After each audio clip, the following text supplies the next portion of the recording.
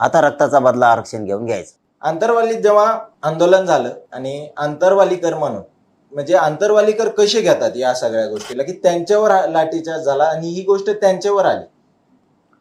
शेवटी गावकऱ्यांनी पहिल्या दिवशी ठरवलं होतं की पूर्ण शक्ती पणाला लावायची, पण मराठा समाजासाठी लढायचं.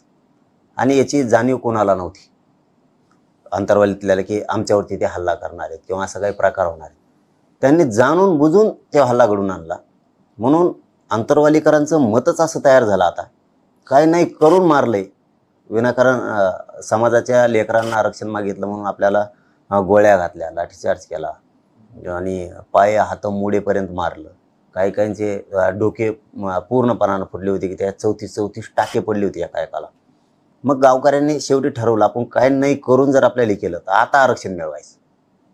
आता जे होईल ते याच्यापेक्षा काय व्हायला पाहिजे. आणखी गोळ्या घातल्या हातात, पायात, गुडघ्यात. आत्ताही आमच्या गावकऱ्यांना काही काही चालता येत नाही. आजची सुद्धा परिस्थिती, त्या छेरे आजही निघत नाहीत.